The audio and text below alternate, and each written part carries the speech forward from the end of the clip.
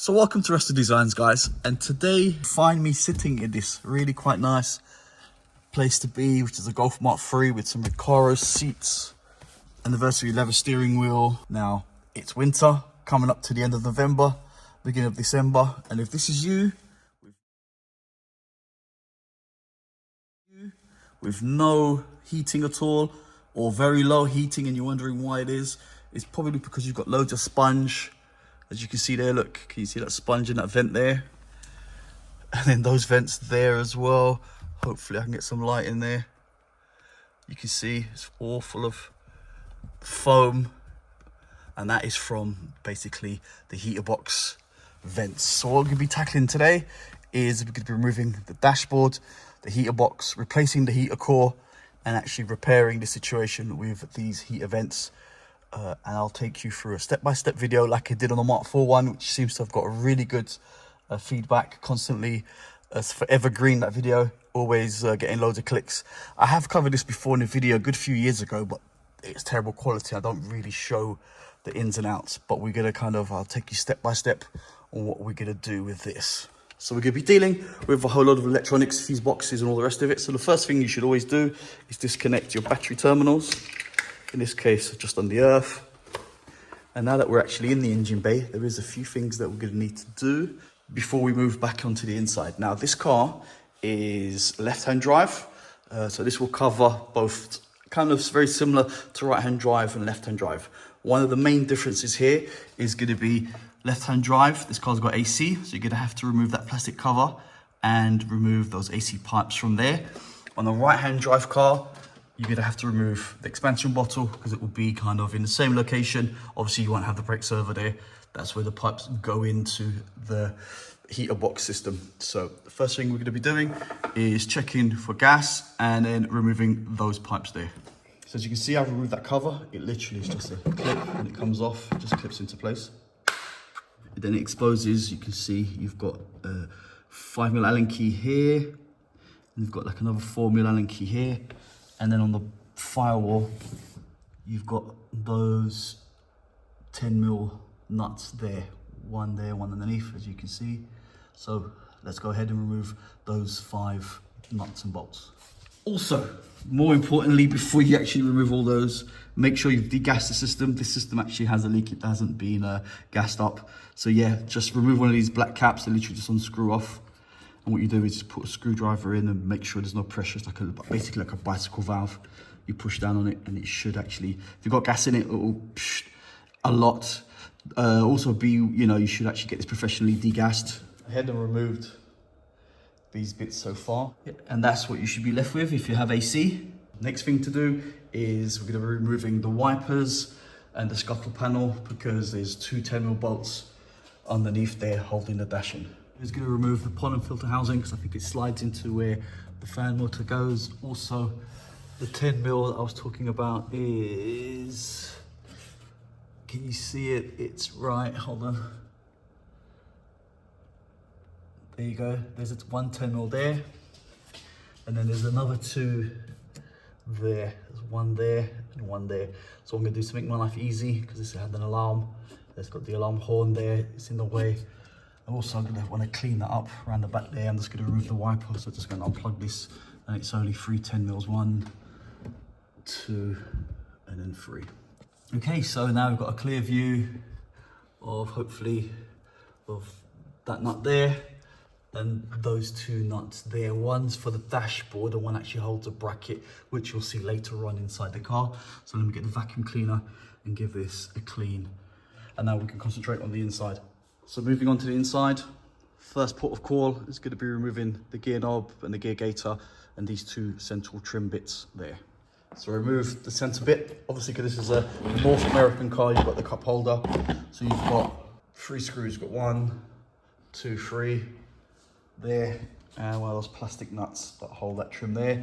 And also just pop off the cup holder because then it gives you more space to clear that. If you do have a US spec car, then next thing you're going to do is remove the glove box. Now there's obviously a few variants on this.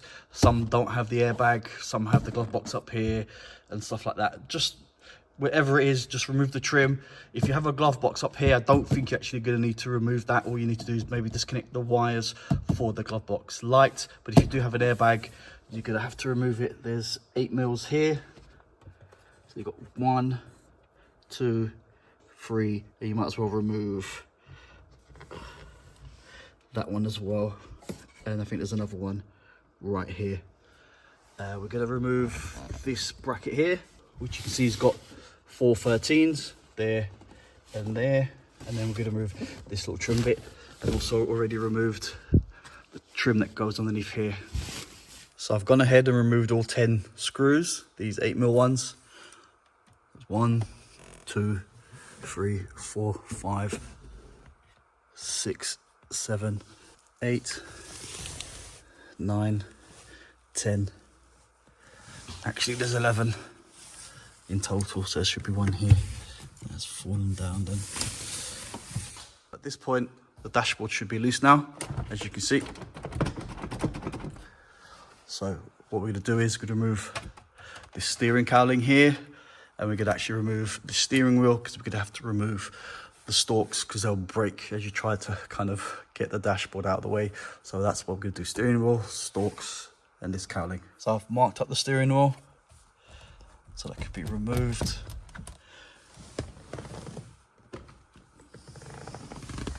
So next, I'm going to do these 3 screws here that hold the stalks in place. Right, so the stalks are off. Start removing bits off the dash tray out as well to reveal 1, 2, 3, 4, 5, 6 screws to then remove this trim bit here. Then it lets us move it forward, and then we can go ahead and unplug all this wiring here. And then as you can see, then that leaves this kind of free, and we can maybe even get to the back of the radio plugs as well to disconnect the plugs. Remove this, remove the trim, remove this bit of trim here as well, unplug that and take this trim off and take the clocks off. So unplug the lights, radio's out, oil pressure gauge is out, this is loose. Also you have to push the wires down, kind of get the caught when you're trying to pull the dash out. Remove these screws, so now it should be just a case of prying this off.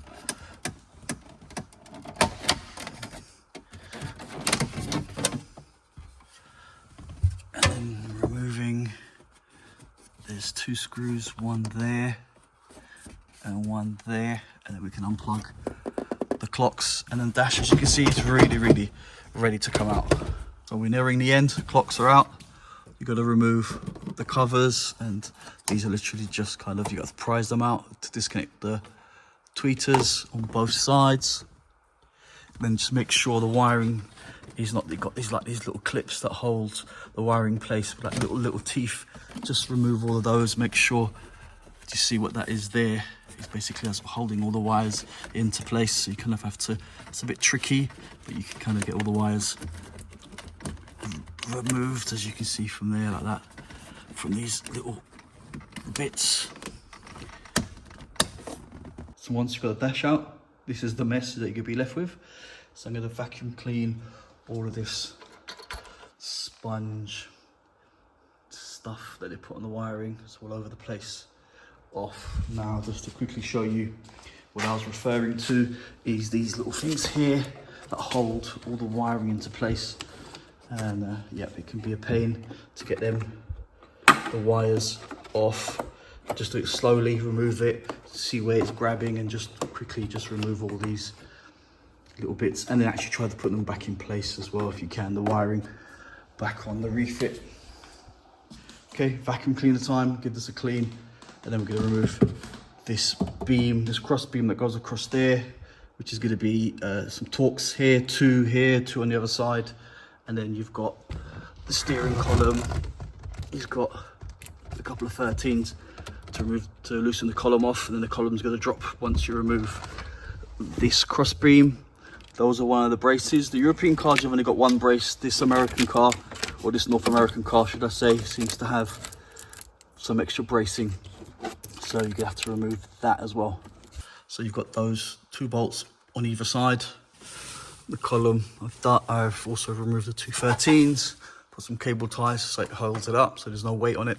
Also, you're gonna have to drop the fuse box, because the fuse box does actually kind of clip into this actual frame here.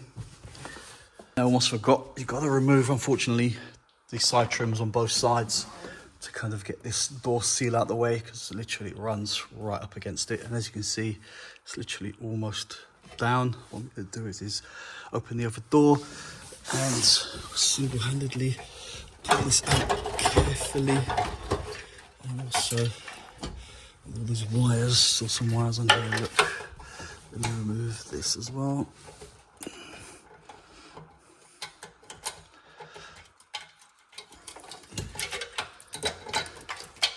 Oh, yep, and if I got all the earths on here as well.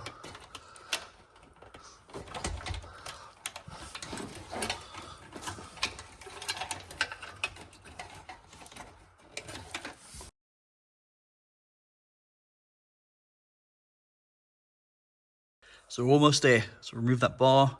So now I've removed actually a few trims that kind of, there's a bit that bolts on there with 2 screws, plastic nuts. There's another screw that kind of goes, scoop that goes up.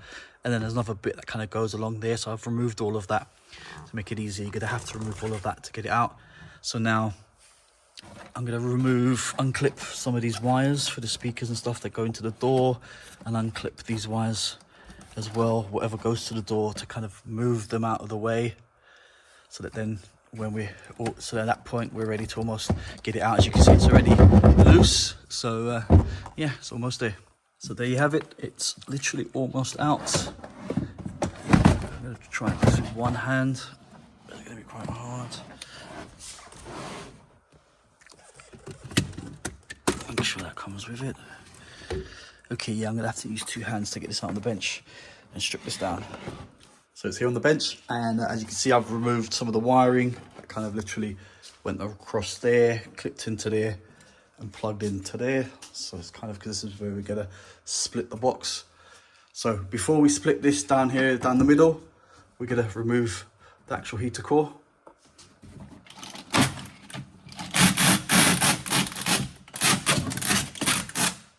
So there you go, I've separated the other half with this bit. This is the AC part now. I'm going to stop at this point, but if you had to replace this AC core because it was leaking or blocked or whatever, you would have to then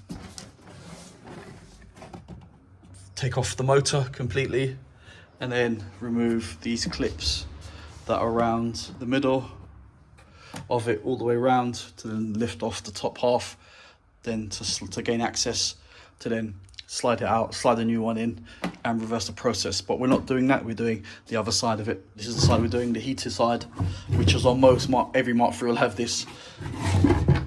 So yeah, as you can see, the heater core's been removed. I need to get some more brake cleaner in there, clean off the residue on that. I've done that already on these ones here, as best as I can. Also, while you're here, you might as well adjust, make sure they are all hitting their spots. So basically, what does that mean? Well, with this one here, it was kind of stopping there like that. It wasn't going all the way like it does now. And going the other way as well, it stops. And how do you adjust that? Basically, unclip this and you move it that way or the other way, depending on which way it's stopping or not stopping. So let's see. Do you see? It was, before it wasn't, it was kind of, had like a bit of a gap. It was a bit like that there. And what I've done is move the clip and then adjusted it. And the same with this one. You can see it's just about there, hitting on its stop, so it's fine. So that doesn't need adjustment on that side, but yeah, while you got it off, you may as well. So this is what we're going to be using today. Aluminium tape and also some draft excluder, just to put on the ends here so that it doesn't rattle. Because part of what the sponge would have done as well, it would have dampened this kind of rattling.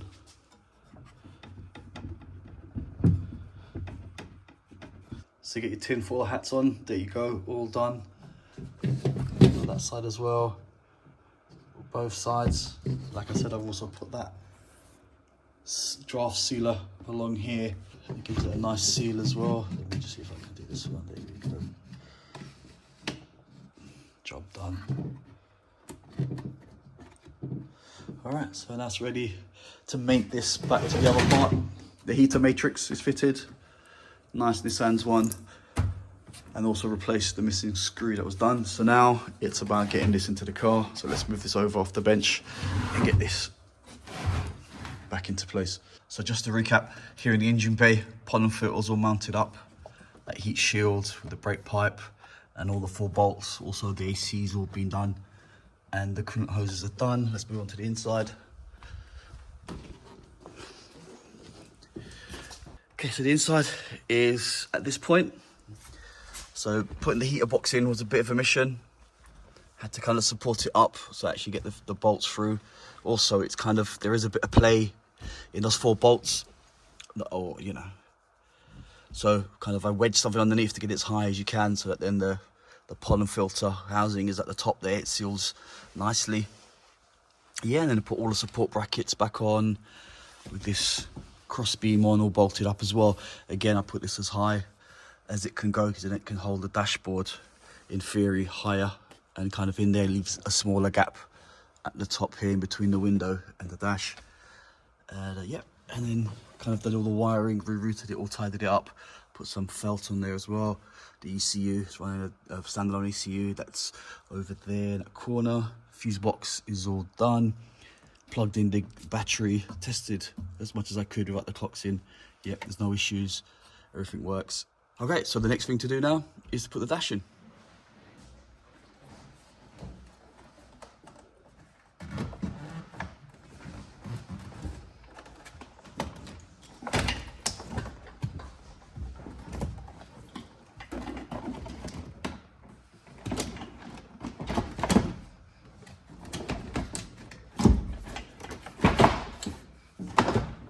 Dash is in. Now the most important things before you bolt it on properly, as you can see it's still kind of loose, is make sure all the speaker wires have come through.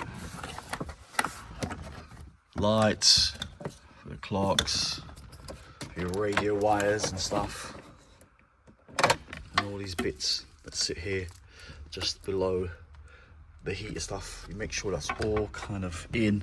The fuse box is up as well. But yeah.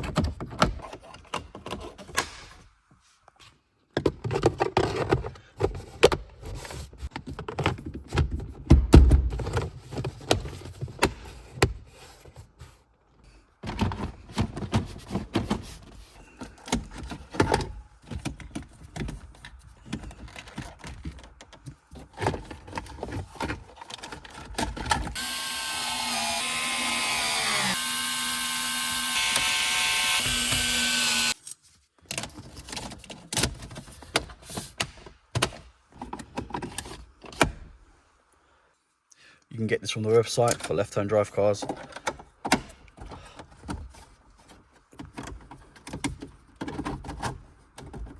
Alright guys, so this is pretty much it. All that's left to do is put the cowling on the steering wheel. I won't bore you with that, but yeah, that's all that needs to be done. But yeah, as you can see, all the dashboards are in and working, and yeah, and that's another how-to video. Thanks for watching. Please subscribe, like, comment if you have any questions, and check out the website, guys. Support the channel if you need any 3D printed parts or other bits and pieces that I got in stock. Have a look. All right, guys, peace out.